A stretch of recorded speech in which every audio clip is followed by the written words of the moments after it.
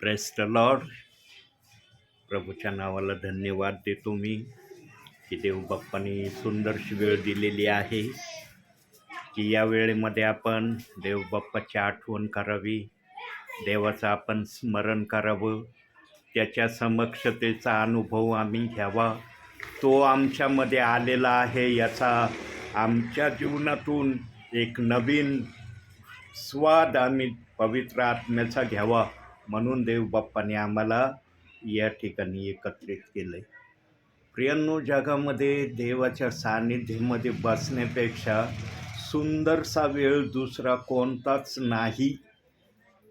सर्व समर्थाच्या उपस्थितीमध्ये बसणं राहणं याच्यासारखा आनंदाचा क्षण कोणताच नाही आहे प्रियांनो जगामध्ये. म्हणून तो देव जर स्वर्ग सोडून आत्म्याने आपल्यामध्ये आलेला आहे तर त्याचं पण आपण स्वागत करूया. प्रार्थनेच्या माध्यमातून आपण त्या पवित्र आत्म्याला, प्रभूला म्हणूया, प्रभू आज तुला जे काही करायचं आहे, जी काही योजना घेऊन तू स्वर्गातून आमच्यामध्ये उपस्थित झालेला आहे, तुला जे करायचं असेल ते आत्म्याने आणि खरेपणाने सेवकाच्या मुखातून प्रकट कर. म्हणून आपण प्रार्थना करूया. बंधू आपल्यामध्ये आहेत, प्रार्थना करतील. पवित्र पवित्र पवित्र सायनाधीश परमेश्वरा, खरोखर या सायंकाळच्या वेळेस तू आम्हाला सर्वांना एकत्र केलं आणि जे पास्टरांना वचन सांगणार आहे ते खरोखर पवित्र आत्म्याने पास्टरांना सांगू दे आणि ते वचन आम्हाला समजू दे. हेच मी तुझ्या चरणी प्रार्थना करतो. आमेन. रेडी आहे गीत गाण्यासाठी? यस, आमच्या मुली रेडी असतात बाबा, त्यांना रेडी म्हणायची आवश्यकता नाही पडत. तरी मी 3 पर्यंत काउंट करीन. 3 म्हणलं की लगेच गीत गायचं. 3 म्हणणार. एकदम सुंदर आवाजात म्हणायचं, सर्वांनी घाबरायचं नाही, एकदम मन मोकळ्यापणाने देवबाप्पाचा गौरव करायचा. ठीक आहे, 1 2 3.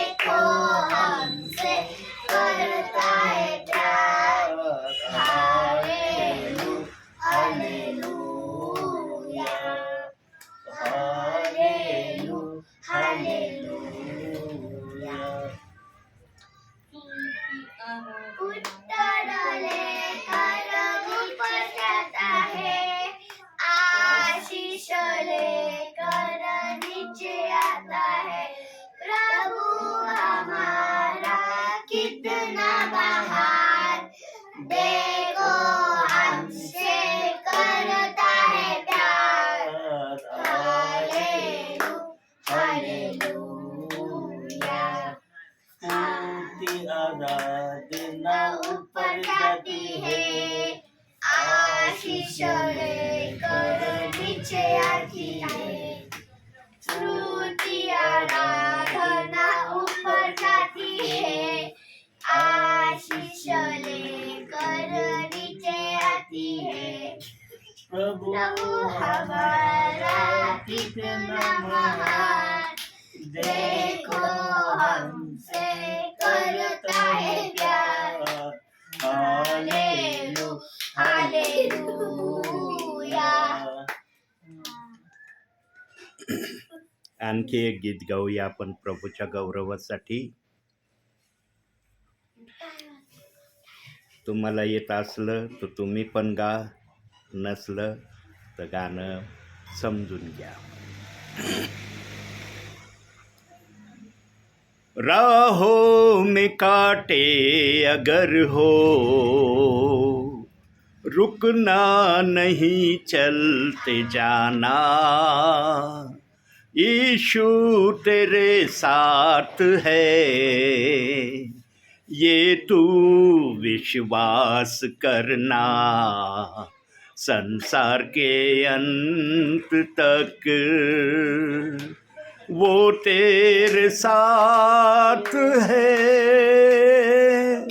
राहों में कांटे अगर हो, रुकना नहीं चलते जाना, यीशु तेरे साथ है, ये तू विश्वास करना, संसार के अंत तक वो तेरे साथ है। आंधी आने दो या आने दो तूफान, आंधी आने दो या आने दो तूफान, वो नैया क्या डूबेगी जिसमें है यीशु महान।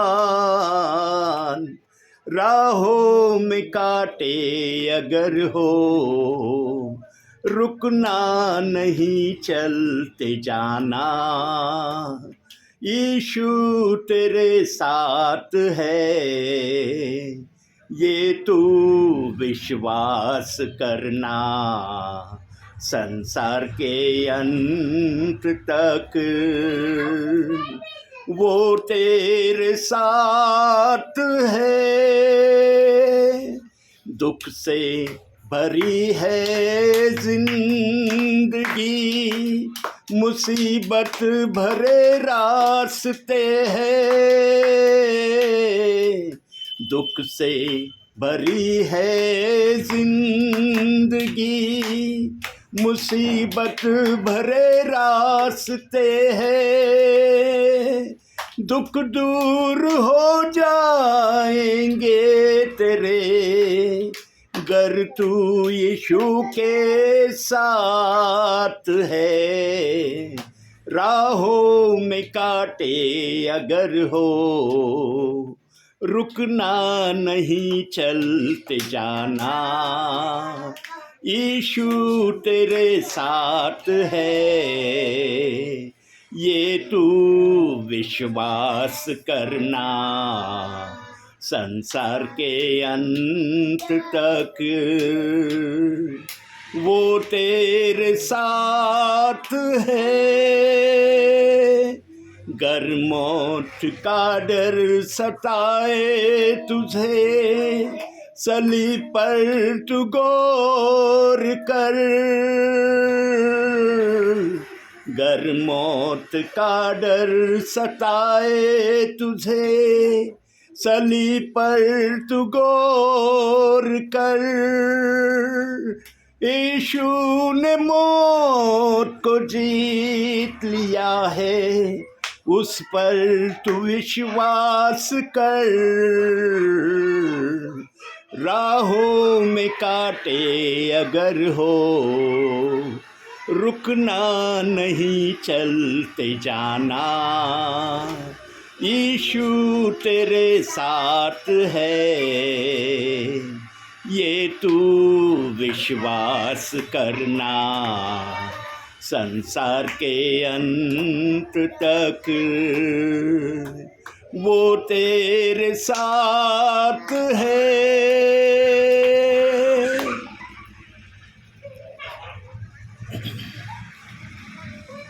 आज का दिन यहोवा ने बनाए तो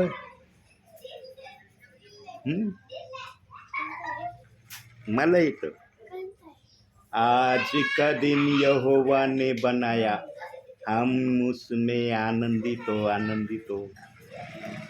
नाही येत बरं, कोणतं येतं तुम्हाला? मी पण गाईन तुमच्या बरोबर. हां, पहिल्यांदा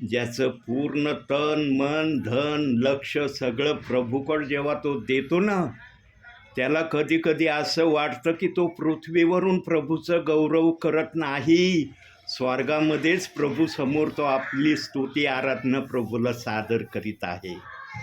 प्रियांनो, पवित्र आत्मा कोणत्याही अनुभवामध्ये आपल्या विश्वासणाऱ्यांना सेवकांना अनुभवातून दाखवण्यास समर्थ आहे.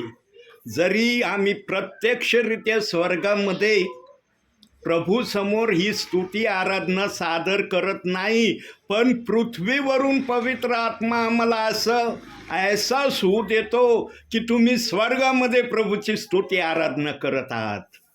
काय आमचा प्रभू सुंदर आहे प्रियांनो. अप्रत्यक्षरित्या तो आम्हाला स्वर्गाचा अनुभव पृथ्वीवरूनच दाखवतोय. तो स्वर्गात गेल्यावर कसं असन? पृथ्वीवर जे हे वातावरण आहे तर स्वर्गात कसं असन? म्हणून प्रियांनो, स्वर्गात जाण्याची तयारी करा. स्वर्गासाठी ना कोणत्याही गोष्टीला या पृथ्वीवर त्यागायची वेळ आली ना, कधी विचार करू नका, अरे ही तर माझी फेवरेट गोष्ट आहे, कशी मी हिला सोडू. प्रभूच्या स्वर्गाशिवाय फेवरेट वस्तू तुमच्या जीवनात दुसरी कोणतीच तुम्ही ठेवू नका.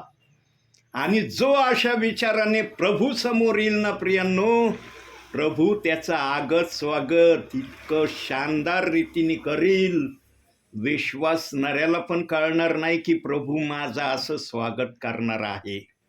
अहो, उधळ्या पुत्राचंच उदाहरण घ्या. अतिशय वाईट स्थितीमध्ये, घाण कपड्यामध्ये, घाण अवतारामध्ये, अंगाला घाण वास घेऊन आपल्या बापाच्या घरी येत होता. बापाने विचार केला का माझा मुलगा कोणत्या अवस्थेत आलाय, कसा आहे तो? अहो, बाप पळत गेला मुलाकड. मुलगा जड पावलाने हळूहळू जाऊ का नको या विचाराने तो पाऊल टाकीत पुढं चालला होता. पण बापाने काही नाही विचार केला. त्याला दिसलं, अरे माझा मुलगा दिसतोय बरं का. आणि जेव्हा खात्री झाली, अरे माझाच मुलगा आहे हा, बाप इतका पळाला प्रियांनो जोरात. बापाच्या हृदयाला काय आनंद झाला असेल ना, त्या बापाच्याच हृदयाला माहीत आहे प्रियांनो. म्हणून प्रियांनो, प्रभूच्या उपस्थितीशिवाय ना चांगली उपस्थिती कोणतीच नाही. तो आपल्या प्रियजनांना ना एक सेकंदाचंही अंतर देण्याची त्याच्या मनामध्ये इच्छा नाही. म्हणून स्तोत्रसंहिता 121 आणि 4 मध्ये सांगितलेलं आहे, इस्रायलाच्या रक्षकाला रात्रंदिवस झोप लागत नाही, तो डुलकीही घेत नाही. प्रियांनो, जो प्रभू आमच्यासाठी रात्रंदिवस जागा राहतो, एक डुकलीही तो घेत नाही. तो प्रभू आमच्यावर किती प्रेम प्रीती करतो याचा अंदाज तुम्ही लावा प्रियांनो. आणि जेव्हा तो प्रभू वचनामध्ये येतो ना, तेव्हा वचनाचा स्वाद पण तो आपल्या विश्वासणाऱ्यांना उत्तम तऱ्हेचा दिल्याशिवाय राहत नाही. प्रियांनो, धन्य तुमचे कान आहेत आणि धन्य तुमचे डोळे आहेत की सेवकाच्या माध्यमातून तुम्ही प्रभूला पाहतात. म्हणतात ना तुम्ही, प्रभूचे दास आले म्हणजे कोण आलाय? प्रभू आलाय. देहाने हा शरीर आलंय, पण याच्यामध्ये प्रभू आत्म्याने उतरलेला आहे प्रियांनो. म्हणून बायबलमध्ये सांगितलंय, जो प्रभूला न पाहता विश्वास ठेवतो तो धन्य आहे. पाहिलंय का आम्ही प्रभूला? येशू ख्रिस्ताला पाहिले का? म्हणता येईल का तुम्हाला, ब्रदर मी पाहिलं बरं का येशू ख्रिस्ताला? आम्ही प्रभू येशू ख्रिस्ताला न पाहणारे प्रियजन आहेत. म्हणून देवाने पण आमचा सन्मान पूर्ण करण्याचं ठरवलं. आणि धन्य म्हणजे आशीर्वादित हे प्रियजन आहेत, यांनी मला प्रत्यक्षरित्या पाहिलं नाही, पण हे अप्रत्यक्षरित्या प्रभूला न पाहणारे काही प्रियजन बायबलच्या वचनाप्रमाणे आजही काही जण आचरण करताना प्रभूला दिसत नाही. तो कानवाळू, दयाळू, ममताळू आहे प्रियांनो. म्हणून पृथ्वीवरच्या विश्वासणाऱ्यांचं, सेवकांचं सगळं तो न आठवणाऱ्या समुद्रात टाकून देतोय. त्याने जर आठवलं ना प्रियांनो ते की हे काय करत आहेत माझ्या वचनाविषयी, प्रियांनो त्यांची स्थिती ना चांगली राहणार नाही. आणि दुष्ट सैतान तर याचीच प्रतीक्षा करत आहे की प्रभू कधी यांना म्हणन, तुम्ही माझ्या वचनाला दोष लावणारे आहात ना, माझ्या नजरेमध्ये तुम्ही नापसंत झालेले प्रियजन आहे. प्रियांनो, प्रभू कधीच हे उद्गार विश्वासणाऱ्यांसाठी काढत नाही, सेवकांसाठी काढत नाही, पण तो संधी देतोय. म्हणून अंतिम समयामध्ये होईल तितकं प्रभूच्या इच्छेप्रमाणे बनण्याची तयारी करा. म्हणून मत्ती 5वा अध्याय 48व्या वचनात सांगितलंय, जसा तुमचा स्वर्गीय पिता पूर्ण आहे तसं तुम्ही पूर्ण व्हा. किती जण पूर्ण होण्याची तयारी करतात प्रियांनो?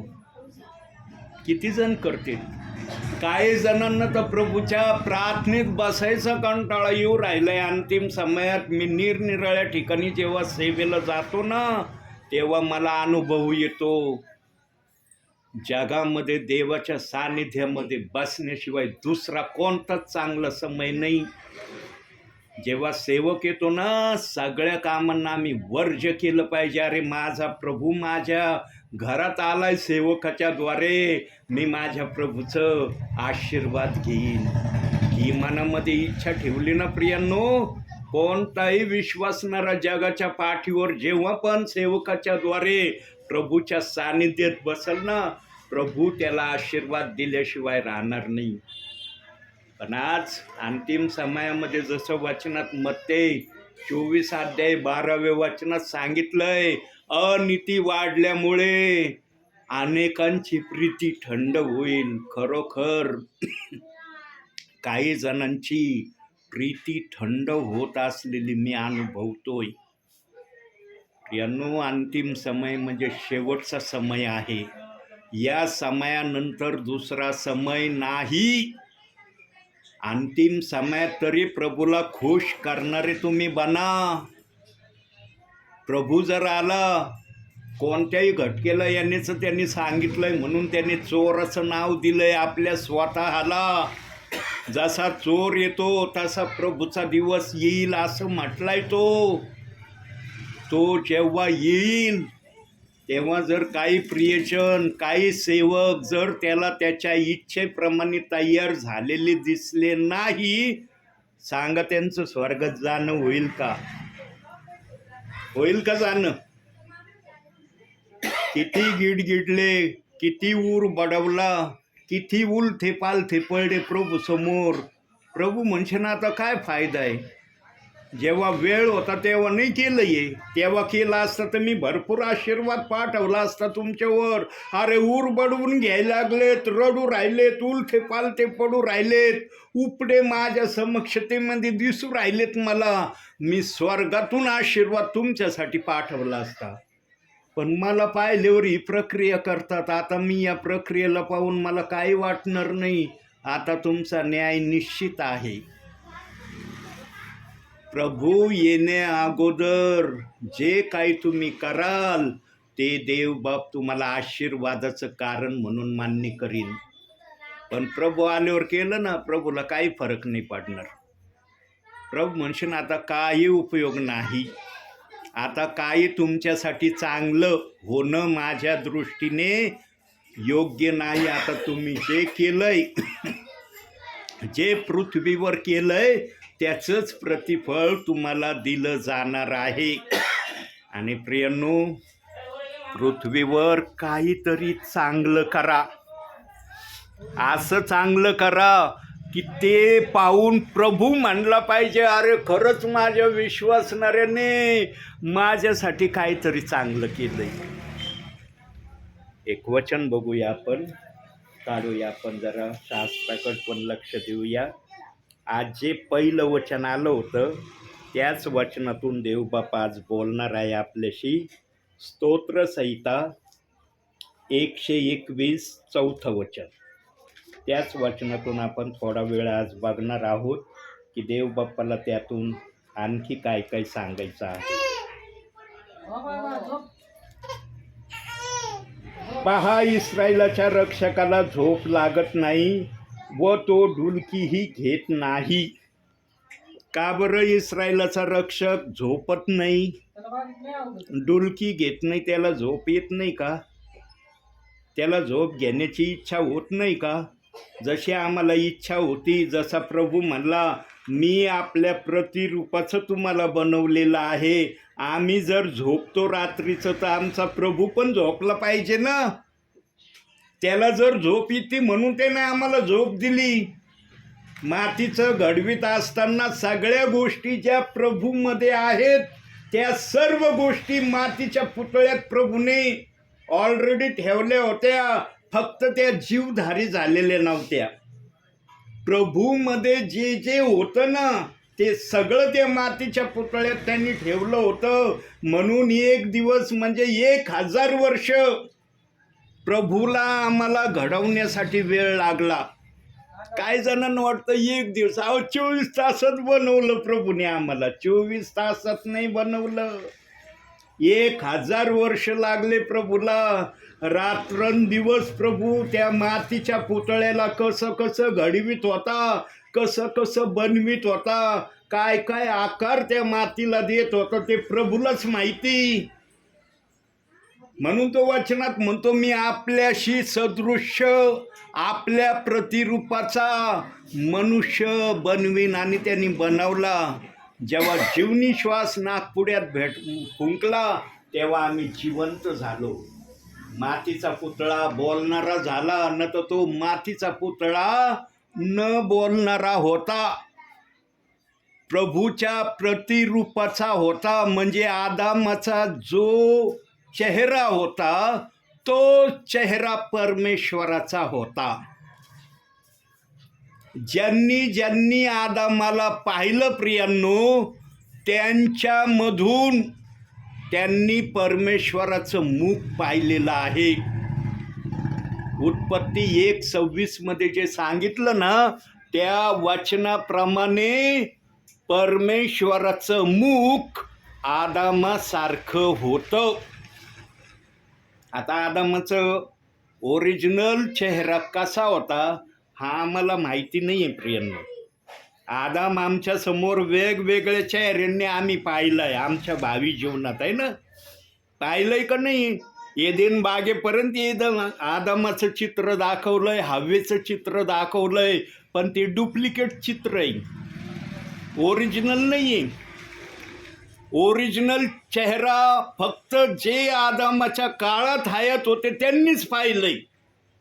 जे आदमाच्या काळात नव्हते त्यांना पाहता आलेलं नाही. मग जो आदम आम्ही पाहिलंय ना लहानपणापासून समजदार झाल्यावर, तो डुप्लिकेट आदम आम्ही पाहिलाय, ओरिजिनल पाहिलेला नाही.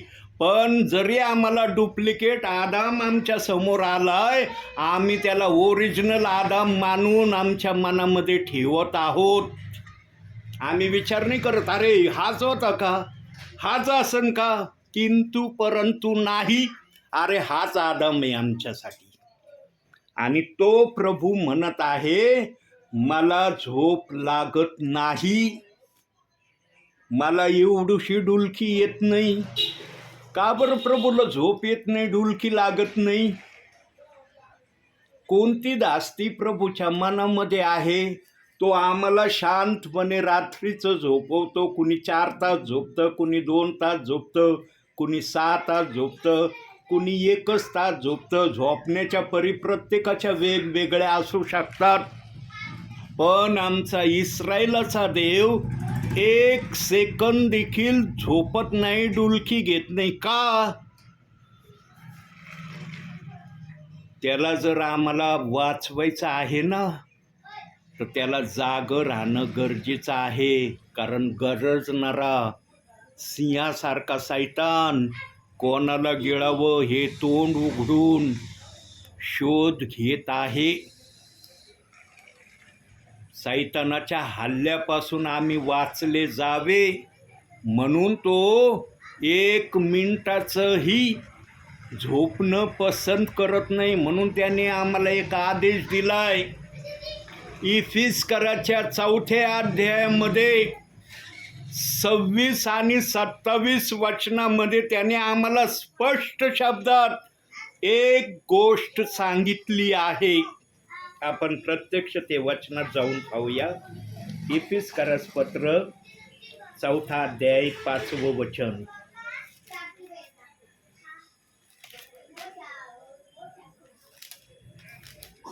बघा तिथं काय म्हणतोय प्रभू. तुम्ही रागवा परंतु पाप करू नका. तुम्ही रागावला असताना सूर्य मावळू नये आणि सैतानाला वाव देऊ नका. मनुष्यानं आपली कोणतीही कृती, कोणती असू द्या कृती, चांगली असू द्या किंवा वाईट असू द्या, ती कृतीनं तो फक्त रागामध्ये व्यक्त करतो. रागामध्ये त्याला देवाचं पण भय त्यावेळेला आठवत नाही. त्याला देवाच्या भयाची पण किंमत रागामध्ये काही वाटत नाही. त्याच्या डोक्यातल्या बुद्धीला जो राग आलेला असतो ना, ती बुद्धी देवाचं सांगणं पण त्या समयाला कधी कधी अमान्य करते. म्हणून रागाच्या भरामध्ये मनुष्य कधी कधी देवाला पण वाईट बोलून जातो. मग ते वाईट बोलण्याचे त्याचे प्रकार वेगवेगळे आहे. त्याला राग कोणत्या प्रमाणात आलाय त्या प्रमाणात तो देवाला बोलल्याशिवाय राहत नाही प्रियांनो. म्हणून देवाने आदेश दिलाय, तुम्ही रागवा पण तुमचा सूर्य मावळू देऊ नका. म्हणजे तुमच्या बुद्धीला काही बोलण्याची परवानगी मिळता कामा नये. राग आला ना, देवाला न उलटून बोलता या प्रक्रियेत राहा. आणि ज्याच्याविषयी तुमच्या डोक्यात राग आलाय त्याच्याविषयी इतका राग व्यक्त करू नका की ज्याच्यावर तुम्ही आपला राग प्रगट करत आहात तो पण तुमच्या रागाला पाहून चिडन. बघा कधी कधी एखादा रागावला तर दुसरा पण रागवायला सुरुवात करतो. त्याला जर सहन नाही झालं तो बोलायला सुरुवात करतो. होतं का नाही असं? घरामध्ये होते, इतर ठिकाणी भांडणं चालले, तिथं पण आम्ही बघतो का नाही? प्रियांनो, इतकी किरकोळ आज्ञा आमच्या प्रभूने मनुष्य मात्राला दिली की तुम्ही अशा प्रकारे व्यवस्थितरित्या माझ्या नावामध्ये राहण्याचा प्रयत्न करा. पण चाललंय का आज असं? येईल का म्हणता तुम्हाला? येईल म्हणता की प्रभूने जे वचन दिलंय त्या वचनाप्रमाणे खरंच आम्ही आज्ञा पालन करतो. प्रियांनो, आमच्या जीवनामध्ये ना आम्ही स्वतः संकट आणलेले आहेत. काय? आमच्या जीवनामध्ये संकट आम्ही स्वतः आणलेत आणि ते आम्हाला आलेले संकट आम्ही ते सैतानाच्या नावावर थोपवलेत. तुम्ही व्यवस्थित वागले संकट येणारच नाही तुमच्याजवळ. बाकी इस्रायलाचा रक्षक आहे त्याला रोखण्यासाठी समर्थ. तो झोपत नाही, डुलकी घेत नाही. पण आम्ही देवाचं ऐकत नाही म्हणून आमच्यावर संकट येतात. आणि संकट आल्यावर मग अरे देवाला दोष नको द्यायला, मग सैतानाला मग प्रार्थना, प्रभू सैतानाने माझ्यावर जे संकट आणले त्याच्यातून मला सोडव. करतो का नाही आम्ही प्रार्थना? प्रियांनो, आम्ही वचनाप्रमाणे आचरण जर केलं ना, आम्ही कोणत्याही संकटाला कधी आमच्या जीवनामध्ये अनुभवणार नाही. कोणत्याही संकटाचा आम्हाला सामना करावा लागणार नाही. आम्ही प्रभूच्या इच्छेप्रमाणे वागणारे प्रियजन प्रभूला दिसत राहू. पण मनुष्याला एवढी केवळ एक छोटीशी आज्ञा त्यांनी रागवा म्हटलंय आम्हाला, रागाला रागवा म्हटलंय तो असं नाही म्हणला राग कशाला येतोय तुम्हाला, तुम्हाला राग येण्याचं कारण काय, तुम्हाला रागच आला नाही पाहिजे म्हटलंय का वाचनात. तो म्हणला रागवा तुम्ही, जरूर रागवा, परंतु इतका राग तुमचा होऊ देऊ नका की त्या रागाच्या भरात तुम्ही बेभानरित्या काही पण कोणाला बोलाल, देवाला पण काही पण बोलाल, आणि त्याला देवाने आपला सूर्य मावळू देऊ नका, ही उपमा तिथं ठेवली. बघा देवाचं काय विचार आहेत, काय बोलण्याची पद्धत आहे देव बाप्पाची. प्रियांनो, आमचा देव ज्याने आपल्या हाताने मनुष्याला घडवलं, मनुष्याची जडणघडण केली, तो प्रभू कधीच मनुष्याच्या विरोधामध्ये जाण्याची त्याच्या मनामध्ये इच्छा नाही. तो मनुष्याच्या विरोधात जात नाही, याची खात्री आणि प्रमाण हे आहे की आजही प्रभू आम्हाला त्याच्या नावामध्ये सुरक्षित ठेवीत आहे. निरनिराळ्या प्रकारच्या गोष्टींनी आम्ही प्रभूचं नाव घेऊन प्रभूच्या नावाने चाललो. ध्यानात ठेवा, पवित्र आत्मा जेव्हा बोलायला लागलं ना, पवित्र आत्मा कोणत्याही गोष्टीला बोलल्या वाचून राहत नाही. मनुष्य प्रथम देवाचं ऐकत नाही, दुसरं मनुष्य प्रभूच्या गोष्टीकडे लक्ष देत नाही, तिसरं मनुष्याला आपली इच्छा प्रभूच्या नावाने पूर्ण करण्याची फार उत्सुकता आहे, आणि फायनल चौथी गोष्ट अतिशय नाजूक आहे. चौथी गोष्ट, या तिन्ही गोष्टीपेक्षा चौथी गोष्ट अतिशय कच्च्या धाग्यासारखी आहे. चौथी गोष्ट मनुष्याला देवाच्या विरुद्ध व्यसन करायचं भय वाटत नाही. देवामध्ये राहून व्यसन करतो, भय नावाचा शब्द राहिला नाही काही जणांना, आणि प्रभू भोजन घेतात. इतकं प्रभू भोजन पवित्र आहे प्रियांनो, इतकं पवित्र आहे, त्याला प्रभूच्या शरीराची आणि रक्ताची उपमा का दिली, कारण तेच रक्त आणि तेच शरीर आम्ही त्या प्रभू भोजनामध्ये, प्रभू भोजनाच्या विधीमध्ये स्वतःला अनुभवतो. सांगा, इतकं पवित्र शरीर, इतकं पवित्र रक्त प्रभू येशू ख्रिस्ताचं आहे, आणि जो प्रभू पवित्र शास्त्रात गलती करायचं पत्र 5वा अध्याय 19 ते 21 वचनामध्ये बोललेला आहे. पवित्र आत्मा वचनाचा पुरावा देतो. जर विचार सांगितलं तर पवित्र आत्मेजवळ लगेच वचन आहे. कुणी आक्षेप घेऊ शकत नाही सेवकावर. हो ब्रदर, तुम्ही काय बोलू राहिलं, शास्त्रात लिहिलं नाही पण तुमच्या मुखात येऊ राहिलंय. पवित्र आत्म्याला सगळं माहित आहे, जे सेवकाला माहिती नाही ना ते पवित्र आत्म्याला माहित आहे, कारण तोच याचा फाउंडर आहे. पवित्र शास्त्राचा फाउंडर पवित्र आत्मा आहे, असं उत्पत्तीच्या पहिल्या अध्यायाच्या 2ऱ्या वचनात सांगितलंय. देवाचा आत्मा जलाशयावर तळमळत होता, आणि तो जलाशयावर तळमळणाऱ्या आत्म्याने बाकीचं सगळं काय बनवलं, मग पक्षी बनवले, झाडं बनवले, कीटक बनवले, मोठमोठे हिस्र श्वापत प्राणी बनवले, आणि शेवटी त्याच्या मनात आलं या सर्वांना कंट्रोल करण्यासाठी माझ्या प्रतिरूपाचा मी मनुष्य बनवीन. सिंह होतोय का नाही आज आम्हाला कंट्रोल मध्ये? सर्कस मध्ये पाहतोच ना आम्ही. जे कुणी सर्कस पाहत त्यांना माहित असेल, हत्तीसारखा प्राणी जर त्या रिंग मास्टरनी काठीने जर इशारा केला तर एवढा बलाढ्य हत्ती असलं ना, त्या रिंग मास्टरच्या काठीवर व्यवस्थित करतो जे काय त्याला करायचं आहे ते.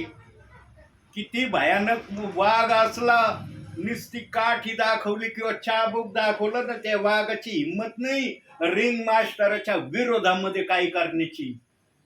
पाहिलं का कधी आम्ही सर्कस पाहायला गेलोय आणि वाघ आलाय, तो वाघ तिथून सोडून जे बसलेत सर्कस पाहायला आले त्यांच्यामध्येच पळायला त्यांनी सुरुवात केली. पाहिलं का कोणत्या सर्कस मध्ये? प्रियांनो, इतकं माणसाला सामर्थ्य देव बाप्पाने दिलं, अख्ख्या प्राण्याला कंट्रोल करण्याचं सामर्थ्य मनुष्यामध्ये आहे. काही जण पोपट आवडीने पाळतात. पोपटाला जर शिकवलं ना माणसासारखं तो बोलतो, त्याला जर प्रभूचं काही स्तुती शिकवली ना तर ते स्तुतीच बोलतो. हालेलुया जर शिकवलं तर पोपट आहे हालेलुया म्हणतो. यानो जसं पण आम्ही पक्षीला प्राण्याला जे काही शिकवण देऊ ना तो ऐकून ऐकून ध्यानात ठेवतो. पण मनुष्य असा प्राणी आहे, देव सांगून सांगून मनुष्याच्या डोक्यात जात नाही. प्राण्यांना ऐकायची इच्छा आहे, पक्ष्यांना ऐकायची इच्छा आहे, पण मनुष्याला एवढं मोठं पवित्र शास्त्र देव बाप्पांनी दिलंय, याच्यातलं काही पाळायची त्याला काय काय ठिकाणी इच्छा होत नाही. देवाला सर्वात मोठा भयंकर राग आहे ना प्रियांनो, व्यसनाचा आहे, व्यसनाचा. ध्यानात ठेवा ही बात. देव बाप सगळ्या गोष्टींना काना डोळा करीन, पण व्यसनाला तो कधीच काना डोळा करत नाही. त्याने वचनातच सांगून ठेवलंय. बघा गलतीकाराचं पत्र 5वा अध्याय 21 एकच वचन वाचतो. वरचे 19-20 वचन नाही वाचित, फक्त 20वं वचन 21वं वचन वाचतो आपल्यासाठी. बघा तिथं काय लिहिलंय. 5वा अध्याय 21वं वचन. हेवा दारूबाजी, रंगेलपणा, अशा इतर गोष्टी याविषयी जे मी पूर्वी तुम्हाला सांगून ठेविले होते तेच आता सांगून ठेवितो, की अशी कर्मे करणाऱ्यांना देवाच्या राज्याचे वतन मिळणार नाही. वतन जर मिळणार नाही तर स्वर्गात जाणं पण होणार नाही. देव स्वर्गामध्ये आहे, देव स्वर्गाच्या बाहेर नाहीये. त्याचं राजासन स्वर्गाच्या आतमध्ये आहे आणि तो बोलत आहे, अशी कर्मे करणाऱ्यांना देवाच्या राज्याचे वतन मिळणार नाही. देव बाप व्यसन नावाच्या शब्दाला कोणत्याही गोष्टीने क्षमा करण्याच्या वृत्तीमध्ये नाही. तो कधीच या गोष्टीला क्षमा करणार नाही. हा तुम्ही सोडून देण्याची तयारी केली तर तो तुमच्या त्या गोष्टीला मान्यता देईल. शोभा कदम निफ्ती फाट्याच्या एक बहीण 30 वर्षाची मिसरी त्या बहिणीने एका सेकंदात सोडली. आज 2.5 वर्ष झाले. मी आता गेलो होतो प्रार्थनेला काही दिवसापूर्वी त्यांच्याकडं. म्हणलं ताई मिसरी सुटलेली आहे का, लपून छपून चालली का? नाही म्हणे ब्रदर, आता माझ्यामध्ये काय बदल आला सांगू का? म्हणलं सांगा बरं ताई. म्हणे आता मला मिसरीचा वास आला ना, मला कसं तरी होतं पोटामध्ये. अरे बापरे, म्हणलं वास आला तो कसं तरी होतं? म्हणे हो ब्रदर, पहिलं मला काही नव्हतं वाटत, पण आता त्याचा वास आला ना माझ्या पोटात कसं तरी व्हायला लागतं. जे आत्म्याने खरेपणाने देवाचं व्यसन सोडतं, आपलं जगिक व्यसन सोडतात ना, बघा किती पवित्र आत्मा माझ्या मुखामध्ये रश मध्ये येतोय, रश मध्ये येतोय पवित्र आत्मा माझ्या मुखामध्ये. प्रियांनो, मी काही पाठ केलेलं नाही, मला माहित देखील नव्हतं की आज मी काय बोलणार आहे. म्हणून या बाळांना म्हणलं, बाळांनो आज तुम्ही गीत गा. जेव्हा ते गीत गात होते ना बाळ, तेव्हा म्हणलं प्रभू तू वही काढू देत नाही, वहीला हातच लावू नको म्हणतो. काय बोलणार आहे, माझं तर डोकं काम करीना, मी काय बोलून काय सांगू. देव म्हणला तू कशाला काळजी करतो, गीत म्हण गपचूप. म्हणून 2 गीत मी गायले. पवित्र आत्मा ज्याच्या बरोबर आहे ना त्याला काळजी करायची गरज नाही. की आता वचन काय येणार आहे, काय बोलणार आहे प्रभू. सेवकाला जर प्रभूनी पाठवलंय ना, तर प्रभूला कळतं सेवकाचा उपयोग कसा करायचा. प्रियांनो, त्या शोभा कदम बहीण आणि ब्रदर, 2.5 वर्ष झाले मी व्यसन सोडले आणि मी मिसरीला चुकूनही हात लावलेला नाही. आणि विशेष म्हणजे त्यांच्या घरात दुकान आहे, दुकान. आता त्यांनी नवीन घर बांधलं, एकदम स्लॅबचं मोठं बंगल्या टाईप घर बांधलंय प्रियांनो. पहिलं साधारण घर होतं, त्याच्यामध्ये दुकान होतं, दुकान. आणि दुकानामध्ये कोणती जरी वस्तू नव्हती ना, पण मिसरी कायम त्यांच्या दुकानात होती, कारण ती बहीणच मिसरी लावणारी होती. आणि दिवसभरात 20 रुपयाची मिसरी ती बहीण लावल्याशिवाय राहत नव्हती. असं व्यसन होतं त्या बहिणीचं. 20 रुपयाची मिसरी आता किती ती मला माहिती नाही, कारण त्या मिसरीचा मी कधी अभ्यासही केला नाही, माझ्या ध्यानातही नाही किती मिसरी किती येते किती जाते. पण त्या बहिणीच्या मुखातले शब्द आहे. आणि युट्यूबला त्या बहिणीची साक्ष आहे. त्या बहिणीने स्वतःच्या शब्दात साक्ष, 16 मिनिटाची साक्ष त्या बहिणीची युट्यूबला आहे. हे अगदी सत्य सांगत आहे मी, माझ्या मनचं नाही सांगत प्रियांनो. त्या बहिणीला कळलं, अरे स्वर्गाच्या बाहेर राहावं लागत मला तो स्वर्गात जायची इच्छा आहे. आणि इतकी बायबल वाचणारी ती बहीण आहे, प्रार्थना करणारी बहीण आहे, स्तुती आराधना करणारी बहीण आहे. जेव्हा फावला वेळ मिळतो ना, दुसरे जण टीव्ही पाहतात, गप्पा शप्पा मारतात, इकडं तिकडं वेळ घालवितात, ती बहीण बायबल वाचतीन, देवाची प्रार्थना करते फावल्या वेळमध्ये. रात्रीच्या 1 वाजता ती बहीण बायबल घेऊन वाचायला लागली. 1 वाजता माझ्या माहितीप्रमाणे तर शक्यतो कुणी जाग राहत नाही, मी सुद्धा राहत नाही. मी माझं सांगतो, बाकीच्यांचं नाही सांगत. मला नाही आठवत की 1 वाजेपर्यंत मी जागा राहतो. 12 पर्यंत राहतो मी जागा. माझा आज पण 12 पर्यंत जागा राहण्यापर्यंतची प्रक्रिया आहे. पण मला आठवत नाही की मी 1 वाजेपर्यंत जागा राहिलो. हा, शरीराला जर तकलीफ आली ना, मग 1 वाजेपर्यंत काय मी सारी रात्र जागा राहतो. पण माझ्या शरीराला तकलीफ नसली ना, मला नाही आठवत की मी 1 वाजतापर्यंत जागा आहे. ती बहीण 1 वाजता उठली 2.5 वर्षापूर्वी, एकटीच उठली. बायबल वाचलं, काय वाचलं असेल बहिणीने देव बाप्पाला माहिती.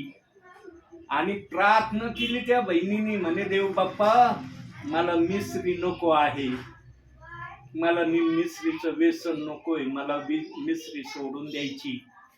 ताबडतोब पवित्र आत्मा त्या बहिणीमध्ये आला रात्रीच्या 1च्या नंतर, आणि बहिणीला सामर्थ्य देऊन गेला, जा आजपासून तू मिसरीला हात लावणार नाही.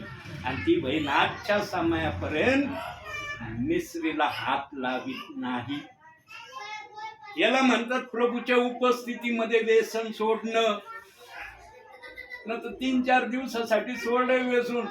लय भुरळ आली, लय मला करूशी वाटलो आणि मी लगेच केलं ते. त्याला म्हणता येईल का तुम्ही व्यसन सोड? प्रभूच्या उपस्थितीमध्ये करा प्रिय. म्हणून इथं वचन सांगतंय, हे वचन बोलतोय म्हणून पवित्र आत्मा बोलतोय. अशी करणाऱ्यांना, व्यसन करणाऱ्यांना देवाच्या राज्याचे वतन मिळणार नाही. आणि देव बाप्पाने सर्वांना स्वर्गात घेण्याचं ठरवलंय. देवबापने म्हणला, अरे व्यसन करते, जाऊ दे, यांचं नाव कट करून टाकतो मी. प्रगटीकरण 3:5 प्रमाणे देव आजही तुमच्याशी विश्वासू आहे. वाचूया आपण प्रगटीकरण 3:5 वचन काय अख्ख्या जगासाठी. बघा तिथं काय म्हणतोय प्रभू. 3रा अध्याय 5वं वचन. जो विजय मिळवितो तो अशा रीतीने शुभ्र वस्त्रे परिधान केलेला होईल, मी जीवनी पुस्तकातले त्याचे नाव खोडणारच नाही, आणि माझ्या पित्यासमोर व त्याच्या दूतासमोर मी त्याचे नाव पत्करून घेईन. आजही तो तुमचं नाव पत्करतोय. अख्ख्या जगातल्या व्यसन करणाऱ्या विश्वासणाऱ्यांचं तो नाव पत्करतो की हे स्वर्गात येणारे आहेत. फक्त तुमचं व्यसन सुटणं महत्वाचं आहे आणि तुमच्या सामर्थ्याने ते सुटणार नाही. देवाला चांगल्या रीतीने माहित आहे हे व्यसनामध्ये इतके खोल गेले, आता यांचं माघारी येणं शक्य नाही माझ्याशिवाय.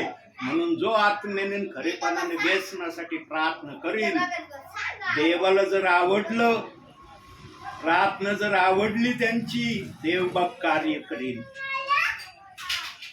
शोभा कदम या गोष्टीच्या साक्षीदार आहेत का त्या बहिणीत ऐकायला येईल का म्हणता तुम्हाला? आहेत म्हणून ते ऐकतात. ब्रदर तुम्ही काय बोलत आहात हे काय बसले तिथं ते ऐकू राहिल्यात. म्हणून देव नीतिसूत्रे 27:2 मध्ये सांगितलंय, काय सांगितलंय? तुझी स्तुती तुझ्या उपस्थितीमध्ये नसताना जो करतो ना, तेव्हा तू धन्य आहे.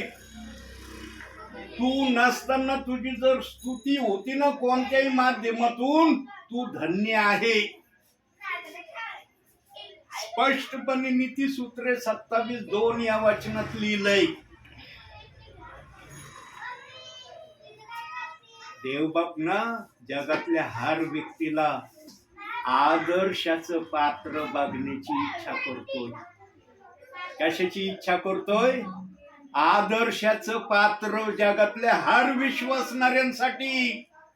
आणि त्या जगातल्या विश्वासणाऱ्यांमध्ये तुमची भेट तो माझ्याद्वारे घेत आहे. आज तुम्हाला तो निरोप देत आहे वैयक्तिकरित्या तुमच्या घरात येऊन. प्रियानो, आम्ही देवाचा कधी पण सन्मान करणारे असलं पाहिजे. मी पण व्यसन करणारा होतो, मी माझं नाकारित नाही की मी व्यसन करणारा नव्हतो म्हणून मी पण म्हणत नाही. पण जेव्हा प्रभूच्या उपस्थितीमध्ये मी देव बाप्पाला बोललो, मला देव बाप्पा दुसरे प्रियजन मला माझ्या व्यसनाविषयी बोलत आहेत, मी माझ्या मनाने तयारी करत नाही, पण तुझा आत्मा दुसऱ्यांच्या द्वारे मला सांगत आहे की प्रभूला हे आवडत नाहीये, सोडून द्या. तेव्हा तर मी पाळकही नव्हतो. ज्या वेळेस मला व्यसन होतं त्यावेळेस मी पाळक नव्हतो, ब्रदर होतो, ब्रदर. पण सेवा करायचो मी, सेवेला जायचो मी. काही जणांना ज्यांना माहीत झालं होतं ना मला तंबाखूचं व्यसन आहे, त्यांच्या समोर मी बिनधास्त करायचो व्यसन. पण ज्यांना माहिती नव्हतं ना की हे व्यसन करतात म्हणून, तिथं मात्र मी कधीच तंबाखूचं लवलाश पण त्यांना दिसू नाही दिलं की मी अशा अशा तऱ्हेचं व्यसनात आहे म्हणून. देव बाप्पाने अशी दयान कृपा माझ्यावर केली, त्यांनी माझं हृदय आणि माझा आत्मा पाहिला. अरे याचा आत्मा हृदय सर्व प्रभूचं करण्यासाठी तयार आहे, फक्त ही तंबाखू तोंडातली त्याच्यासाठी आडखळण होत आहे. प्रभूने ती तंबाखूच माझ्या मुखामध्ये ठेवण्याचं बंद करून टाकलं. प्रभूकडे येणाऱ्याला प्रभू कधीच इन्कार करत नाही प्रियांनो. म्हणून त्या उधळ्या पुत्राने जेव्हा बापाकडे यायची इच्छा केली ना, बापाने पण उधळ्या पुत्राला म्हणलं नाही कशाला आलास आता तू, सगळं घेऊन गेला घरातून, सगळी प्रॉपर्टी नेली, सगळी आयशी मध्ये उडून टाकली, आता मोकळा आलास रिकाम्या हाताने, घाण कपडे घालत माझ्याकडे आला, मी कसं तुला स्वीकारू? पुत्र नाही पळत आला बापाकड, पण बाप पळत गेला पुत्राकड आणि मिठी मारली लगेच.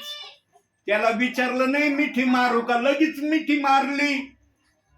पुत्राला कळलं पण नसन की बाप मला मिठी मारणार आहे, कारण पुत्राला स्वतःच्या अवताराची जाणीव झाली होती की मी कोणत्या अवतारात चाललोय माझ्या बापाकड. बापाने विचार नाही केला माझ्या मुलाचा अवतार काय झालाय, माझा मुलगा कोणत्या अवस्थेत माझ्याकडे येत आहे. अहो तो प्रभू तुमच्यावर प्रीती करणारा आहे. आत्म्याने खरेपणाने देवाकडे एकदा तरी प्रार्थना करून बघा. शोभा कदम सारखं एकदा तरी तुमच्या आत्म्याला जाणीव करून द्या तुम्ही की अरे त्या बहिणीने जर प्रभूला हाक मारली रात्रीच्या 1 वाजता, प्रभूचा आत्मा त्या बहिणीला आशीर्वाद देऊन गेला. मी पण त्या बहिणीसारखं तर नाही होऊ शकत, पण निदान त्या वाटेने प्रार्थना तर प्रभूकडे करून बघतो. प्रभू माझ्यावर दया करतो का नाही. निश्चित दया करीन, 100% दया करीन. पण कुणी सांगतंय म्हणून नाही. अहो ते म्हणले म्हणून करू राहिलो, न तर मला काय एवढं करण्याची इच्छा नव्हती. तुमच्या हृदयाला, तुमच्या मनाला, तुमच्या आत्म्याला उत्सुकता झाली पाहिजे. हे मला नको आहे. आता काही असू दे, ते जे प्रभूला आवडत नाही ते काय ती बहीण आनंदात राहते. प्रियांनो, जेव्हा पण जातो तेव्हा मिस्रीच्या गुलामगिरीतून ती बहीण सुटली पूर्णपणे. काय जल्लोष, काय आनंद त्या बहिणीच्या चेहऱ्यावर आहे. खरं सांगतोय प्रियांनो, मी प्रभूच्या नावाने संदेश सांगतोय. मी खोटं नाही बोलत. ज्यांना देव आशीर्वाद देतो ना, त्यांचं आशीर्वादाचं जीवन पण कुणाला जरी कळलं नाही ना, देव बाप सेवकाला तरी कळू देतो. आणि मला कळलं, अतिशय आनंदी जल्लोषात प्रभूची जास्त स्तुती आराधना करायला लागली ती बहीण. जो वेळ तिचा याच्यामध्ये जायचा ना, याच्यामध्ये तो वेळ प्रभूच्या सानिध्यात ती बहीण आज खर्च करत आहे. खरं सांगतोय तुम्हाला, शेतीवर पण देव बाप्पाने असा आशीर्वाद पाठवलाय, कोणाच्या शेतीत उगवत नाही पण त्यांच्या शेतीमध्ये उगवल्याशिवाय राहत नाही. धान्याचे पोत पाहिलेत मी त्यांच्या घरामध्ये. त्यांना देवबाप आशीर्वादच देतो. आणि तो देव तुमच्यासाठी पण आलाय आशीर्वाद घेऊन. देवबाप म्हणत नाही अरे यांच्यासाठी नाही, तुमच्यासाठी तर डबल असते. फक्त प्रभूला जाणून घ्यायचा प्रयत्न करा प्रियांनो. प्रभूच्या सानिध्यामध्ये आत्म्याने खरेपणाने येण्याचा एकदा तरी प्रयत्न करा. एकदाच करा. त्या एकदा म्हणजे तुम्हाला देवबाप आशीर्वादित करेल. जेव्हा भेटन ना आशीर्वाद तेव्हा कळन अरे खरंच हे वयोवृद्ध दास तेव्हा बोलत होते, मला नव्हता विश्वास वाटत असं होईल म्हणून. ते बोलले ना, खरंच तसं झालंय माझ्या जीवनात. एकदा तरी या.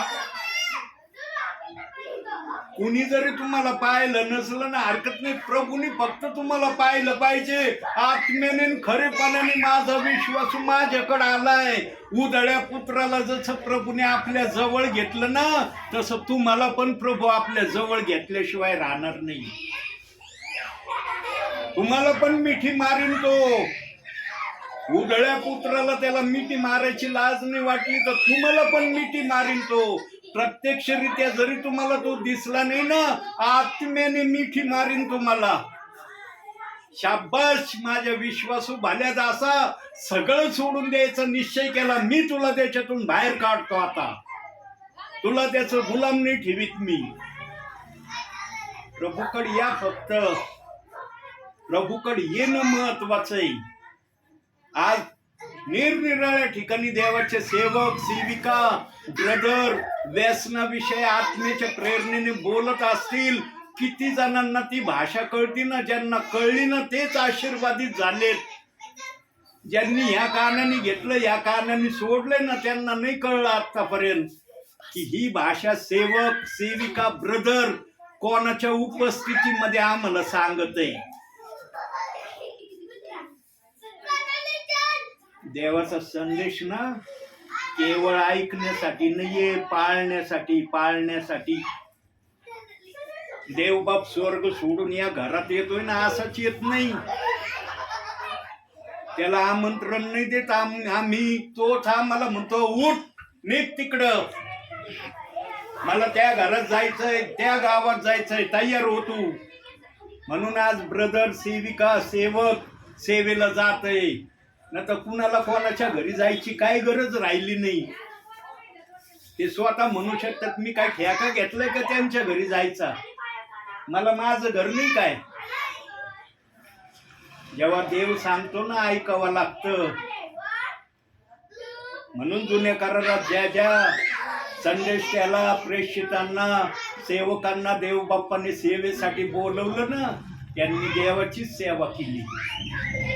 मोशे देखील म्हणला मी जड वाटाचा, जड जिभेचा आहे प्रभू, तुम्हाला फारोकट पाठवितो. काय बोलू एवढे मोठे राजाला, तो राजा आहे, बलाढ्य राजा आहे. मी माझी पात्रता काय आहे त्याच्या समोर, मी त्याच्या समोर उभा राहण्याच्या योग्यतेचं नाही. तू म्हणतो फारोकट जाय, काय बोलू तिथं गेल्यावर. प्रभू म्हणलं तू नाही जाणार, तुझं शरीर फक्त जाईल तिथं, बाकीचं मी करीन काय करायचं ते. तुला पुढचा विचार करायची गरज नाही की तिथं गेल्यावर मी काय करू, मी करीन काय करायचं ते. तू फक्त जायची तयारी कर. आणि जेव्हा त्याला आत्मेची भाषा कळली ना की प्रभू जायची तयारी कर म्हणतोय, तेव्हा ते म्हणला ठीक आहे मी जातो, जातो मी प्रभू, जातो त्या फारोकड. मग फारोकड मोठमोठे तंत्र मंत्र जादू टोणे करणारे मोठमोठाले मांत्रिक होते. जेव्हा मोशेला पाहिलं, या मांत्रिकांनी आपल्या हातातल्या काठ्या खाली टाकल्या, त्या काठ्यांचा लगेच साप झाला. मोशे सेनभर घाबरला असं, अरे बापरे, यांनी काठी खाली टाकली, साप झालाय, आता मी काय करू.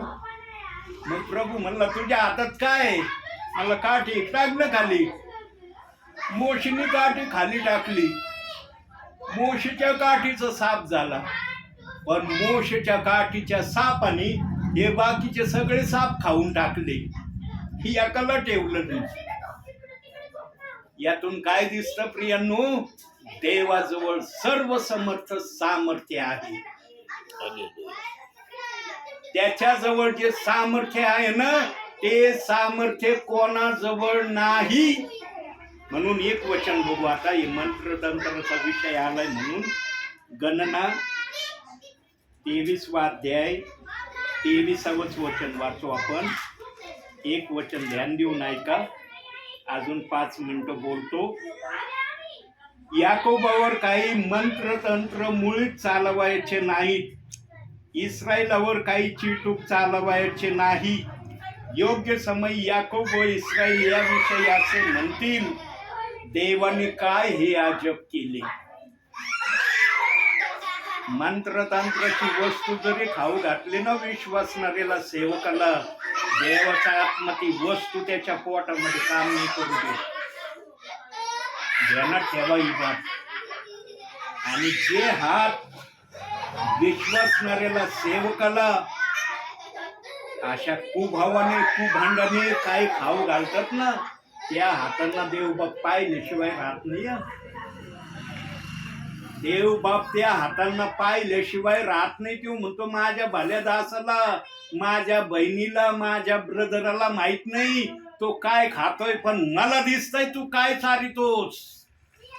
म्हणून पोटात गेलेली वस्तू देवबाप त्याला त्रासाची होऊ देत नाही, पाणी करतो देव.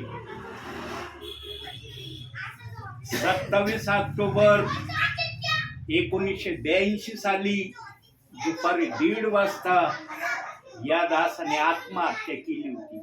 लोक आत्महत्या करीन म्हणतात, मी आत्महत्या केली होती आणि मला कॉन्फिडेंट होता मी आत्महत्या करतोय, मी या जगातून जाणार आहे. मला 100% गॅरंटी होती मी जगातून जाणार आहे. आता देव म्हणला कसं जाशील, तुझा नाकातला श्वास गेला तर जाशील, मी तुझ्या नाकातला श्वासच काढायला तयार नाही, कसं जाशील तू. नाही गेलो मी, हे बायबल साक्षीला आहे. अख्ख्या नगरमध्ये माझी साक्ष पॉप्युलर झाली होती. हर चर्चचे पास्टर, तेव्हा मी नवीन होतो, मला तर काही नव्हतं माहिती हे येशू ख्रिस्ताचं. पण जेव्हा कळलं ना एक जणांना, अहो एक ब्रदर असे त्यांनी अशी आत्महत्या केली, पण देवाने त्यांना मरण नाही दिलं. हर पाळकांनी आपल्या चर्चमध्ये मला साक्ष देण्यासाठी बोलवलं आणि प्रत्येकाने मला काही ना काही गिफ्ट दिलं. मी म्हणलं अरे बापरे, चर्चमध्ये गेल्यावर नुसती माझी साक्ष सांगितली, मला बक्षीस मिळते.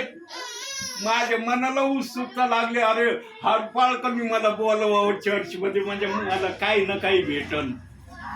त्यानं तो उत्सुकता, तेव्हा आनंद आहे ना, वेगळाच आनंद होता. हे बघा वचनात दिलंय, मोशे जेव्हा म्हणलं ना मी नाही जात त्या बरोबर गेला ना, तेव्हा हा चमत्कार मोशेच्या डोळ्यात एकच झाला. मांत्रिक पण बघत राहिले, अरे या मोशेच्या काठीने आमचे सगळे साप खाऊन टाकले. आमच्या सापांना याची काठी काहीच समजली नाही. कुणी आवाज नाही काढला मोशेला, तुझी काठी का खाली टाकली? आरो देखील नाही म्हणला काठी कमून खाली टाकली. आरो गपचूप बघत बसला. जेव्हा देवाचा हात चलतो ना प्रियांनो, तेव्हा कोणाला बोलायची परवानगी नाही. हे त्याचं प्रमाण आहे. देवाची काठी जेव्हा उघडली जाते ना, तेव्हा कोणाला म्हणता येत नाही ही काठी का उघडू राहिलस तू, माझ्यावर उघडू नको ही काठी, म्हणताच येत नाही कोणाला. म्हणून मी नेहमी देवाच्या आत्म्याच्या प्रेरणेने सांगतो, हा श्वास आहे ना आमचा, या श्वासाची दोरी फक्त देव तोडू शकतो. कोणाला या श्वासाची दोरी तोडण्याचा अधिकार नाही. म्हणून सैतानाने जेव्हा योबाची परीक्षा घेतली ना, तेव्हा प्रभू परमेश्वर सैतानाला म्हणला, योबाच्या अंगाला हात लावू नको, म्हणजे त्याच्या श्वासाला हात लावू नको. बाकी तुला योबाचं काय करायचं कर, अंगाला हात लावू नको, त्याच्या श्वासापर्यंत तुझा हात गेला नाही पाहिजे. आणि जेव्हा प्रभूने पाहिलं ना, सारं अंग किडे त्याचं खाऊ राहिलेत रात्रंदिवस, त्या दुष्ट सैतानाला दया नाही आली. तो हसत राहिला असन, अरे बापरे, सगळं शरीर किडे खाऊ राहिले तरी ह्यो देव देवच करत राहिलाय, याच्या मुखातून कमून देवाच्या विरुद्ध एखादा वाईट शब्द निघाला. शांत राहिला तो प्रियांनो, अख्खं शरीर किडे खाऊ राहिले होते.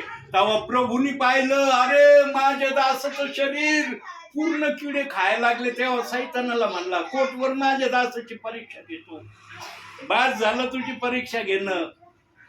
आणि मग इयोबाच्या दुःखाचा परिहार प्रभूने इयोबाचं पुस्तक 42व्या अध्यायामध्ये केला. त्या देवाचे तुम्ही विश्वासणारे आहात. साधारण देवाचे विश्वासणारे नाही तुम्ही. कुठे तुम्ही आज विचार करा फक्त. प्रभू मध्ये तर मी आहे, पण कुठवर आलोय प्रभू जवळ मी? माझं जाणं प्रभूच्या जवळ किती झालंय आत्मिकरित्या तपासा तुम्ही स्वतःला. माझं चालणं प्रभू मध्ये कसं चाललंय? प्रभूला आवडणार चाललंय का माझं चालणं? का नुसतं जगातले विश्वासणारे चाललेत म्हणून मी चाललोय? प्रभूला आवडणार जीवन जागा प्रियांनो. प्रभूला ते जीवन आवडतं ज्या जीवनामध्ये प्रभूचा सन्मान आहे. ज्या जीवनामध्ये प्रभूचा सन्मान नाही ना प्रभूत राहून, प्रभूला त्या जीवनाचं ना दुःख होतं. अरे माझा विश्वासणारा माझ्या नावात राहून कसा चाललाय? प्रभूला आवडणारे बना प्रियांनो. देव बाप तुम्हाला आशीर्वाद दिल्याशिवाय राहणार नाही. टाळी देऊन सांगतो, देवीचा वेळ घालवायला नाही आला, तुम्हाला आशीर्वाद द्यायला आलाय देव बाप. फक्त घ्यायची आहे का तयारी तुमची? तुमची तयारी असली ना, तो द्यायला रेडी आहे. त्याला फक्त आशीर्वाद घेणारा व्यक्ती शुद्ध आणि पवित्र पाहिजे. तो आशीर्वाद द्यायला रेडी आहे, त्याला फक्त शुद्ध आणि पवित्र व्यक्ती पाहिजे. पहिले पेत्र 1 अध्याय 16व्या वचनाप्रमाणे. कारण त्या वचनात देव म्हणतो, तुम्ही पवित्र असा, कारण मी पवित्र आहे. आमच्या देवाला पवित्रता आवडते. आमचा देव पवित्रता कधीच मान्य करत नाही. मग जे प्रियजन आज जगातले व्यसनामध्ये आहेत ते किती पवित्र आहेत देवाच्या नजरेत? विचार करा. रडतोय प्रभू प्रियांनो.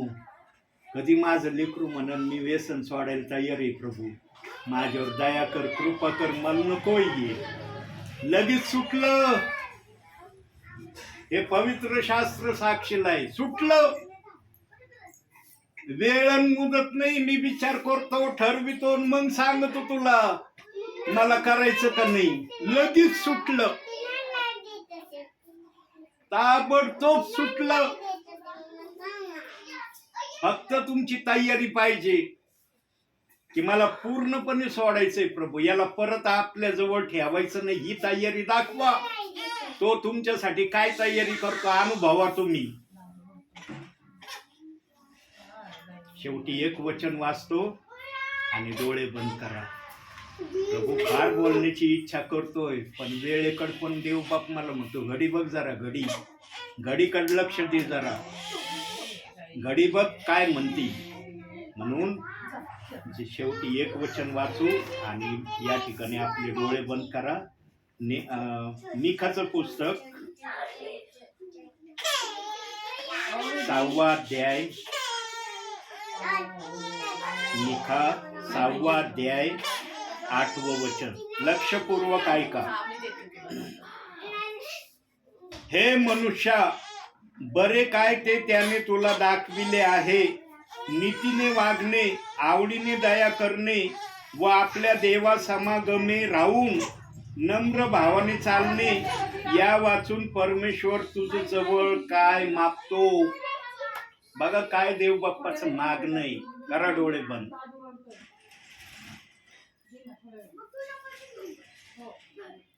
वाचलेल्या वचनातून देवबाप तुम्हाला आणि मला भरपूर आणि भरपूर आशीर्वाद देव. आमेन. काही सेकंद आपण शांत राहू प्रियांनो, मग आपण प्रार्थना करू.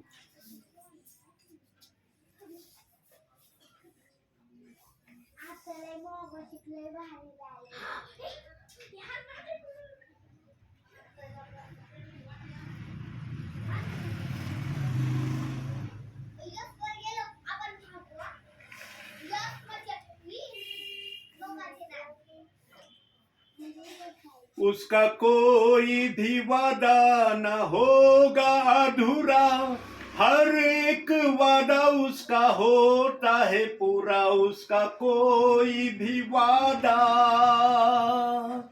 उसका कोई भी वादा न होगा अधूरा, हर एक वादा उसका होता है पूरा. उसका कोई भी वादा, उसके आने का वादा भी होगा पूरा. देखेगा सारा जहां, उसके आने का वादा भी होगा पूरा. देखेगा सारा जहां. हम मिलेंगे बादलों पर, हम मिलेंगे बादलों पर. देखेगा सारा जहां. नीले आसमां के पार जाएंगे, मेरा यीशु रहता वहाँ. नीले आसमां के पार जाएंगे, मेरा यीशु रहता वहाँ. हम मिलेंगे बादलों पर, हम मिलेंगे बादलों पर. देखेगा सारा जहां. नीले आसमां के पार जाएंगे, मेरा यीशु रहता वहाँ. मेरा यीशु रहता वहाँ. होय, आमचा प्रभू आकाशाच्या वरती फार उंचावर स्वर्गामध्ये राहत आहे प्रियांनो. आणि तो प्रभू स्वर्ग सोडून या ठिकाणी आमच्यामध्ये आलेला आहे. स्वर्गीच्या बापा, तुला धन्यवाद. तुला स्तुतीचा यज्ञ देतो, तुझा जय जयकार करतो, तुला उंचावितो, तुला स्तवितो माझ्या बापा. स्वर्गीच्या बापा, आज निकालजे परिवाराची तू भेट घेतलेली आहे माझ्या बापा. स्वर्गीच्या बापा, पाचरणे परिवाराची तू आज भेट घेतलेली आहे माझ्या बापा. या परिवारामध्ये स्वर्ग सोडून तू आलास माझ्या बापा. काय तुझी धन्यता आहे माझ्या बापा. एक धूळ माती राख असलेल्या माणसाची भेट घेण्यासाठी या ठिकाणी तू आलास माझ्या बापा. स्वर्गीच्या बापा, मी तुला धन्यवाद देतो, तुला उंचावितो माझ्या बापा. आजचं वचन या परिवारासाठी तू आशीर्वादाचं कर माझ्या बापा. आज हे वचन ऐकायला या परिवाराशिवाय दुसरा परिवार नव्हताच माझ्या बापा. याच परिवाराला तू आज निरोप दिलेला आहे, आत्म्याने आणि खरेपणाने माझ्या बापा. तुझ्या आत्म्याला जे योग्य वाटलं तेच तुझा आत्मा माझ्या मुखातून बोललेला आहे माझ्या बापा. प्रभू, तुझी कृपा आणि दया या परिवारावर कर माझ्या बापा. यांना ते आशीर्वाद हवेत माझ्या बापा, ज्या आशीर्वादाची हे तुझ्याकडे वाट पाहत आहेत माझ्या बापा. यांना त्या आशीर्वादाने भर माझ्या बापा. ही तुझा दास तुला विनंती आणि प्रार्थना करत आहे. यांची हर एक इच्छा प्रभू येशू ख्रिस्ताच्या नावाने तू पूर्ण कर माझ्या बापा. यांची निराशा आनंदामध्ये बदल माझ्या बापा.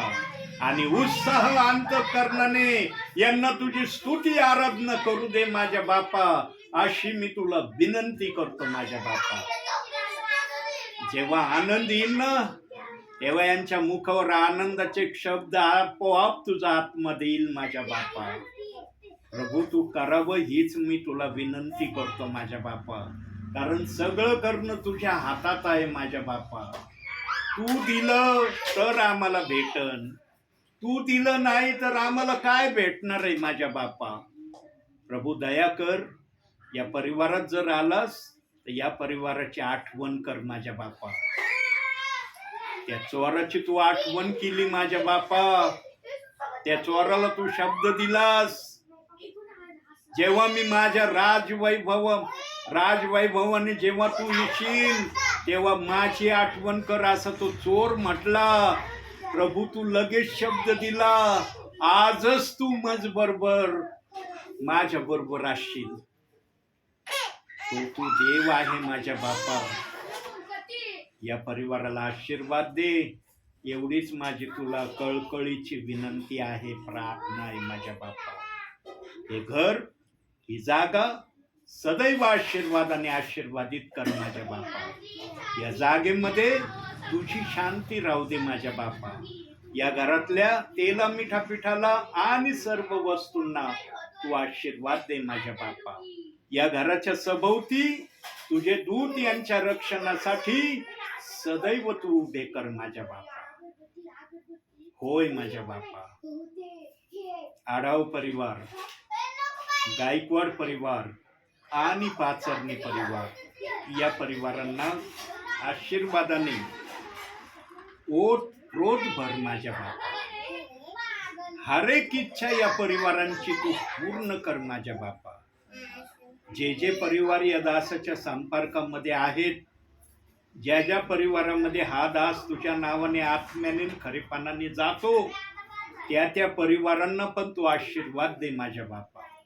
जे सेवक या दासाच्या संपर्कामध्ये आहेत माझ्या बापा, जरी ते दास या ठिकाणी आजच्या समायला नाहीत माझ्या बापा, परंतु या दासाच्या संपर्कामध्ये जे दास आहेत माझ्या बापा, त्या सर्व दासांना तू आशीर्वाद दे माझ्या बापा.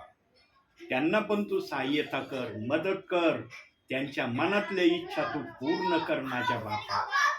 शब्दशः सर्वांची नावं घेणं शक्य नाही माझ्या बापा, परंतु जेवढे दास माझ्या संपर्कात आहेत त्या सर्वांना तू आशीर्वादित कर माझ्या बापा, ही तुला विनंती करतो माझ्या बापा. आज आपल्या दासाला आत्म्याने आणि खरेपणाने या परिवारात तू आणलं आणि तुझी वचन सेवा आपल्या दासाला आत्म्याने आणि खरेपणाने करण्याची संधी दिली, यासाठी धन्यवाद माझ्या बापा. प्रार्थना करण्याची पण संधी आपल्या दासाला देत आहे, यासाठी तुझ्या आभार आणि उपकार मानतो माझ्या बापा. झालेली सर्व प्रार्थना प्रभू तू आशीर्वादित कर आणि सर्वांना आशीर्वाद मिळाला आहे याचा अनुभव प्रत्येकाला येऊ दे माझ्या बापा, अशी मी तुला विनंती करतो. आपल्या दासाचा शब्द तू ऐकत आहे, यासाठी धन्यवाद. मान सन्मान गौरव सर्व माझ्या बापा मी तुला देतो. धन्य तारणारा प्रभू येशू ख्रिस्त याच्या प्रिय आणि गोड नावानं मागतो, म्हणून तू ऐक माझ्या बापा. आमेन. हे आमच्या स्वर्गातील बाप्पा, तुझे नाव पवित्र मानले जाऊ, तुझे राज्य येऊ, जसे स्वर्गात तसेच पृथ्वीवर. तुझ्या इच्छेप्रमाणे आमची रोजची भाकर आज आम्हाला दे, आणि जसे आमचे ऋषीने सोडले आहे तसे तू आमचे ज्ञान सोड. तर आम्हास परीक्षेत आणू नकोस, तर आम्हास वाईटापासून सोडव. कारण की राज्य, सामर्थ्य आणि गौरव ही सर्व काळ तुझीच आहे. आमेन. प्रभू येशू रक्त की जय, प्रभू येशू रक्त की जय, प्रभू येशू रक्ताचा जय जयकार असो. आमेन. धन्य येशू नाम, धन्य येशू नाम, धन्य येशू नाम सर्व काळ. धन्य येशू नाम, धन्य येशू नाम, धन्य येशू नाम सर्व काळ. आमेन.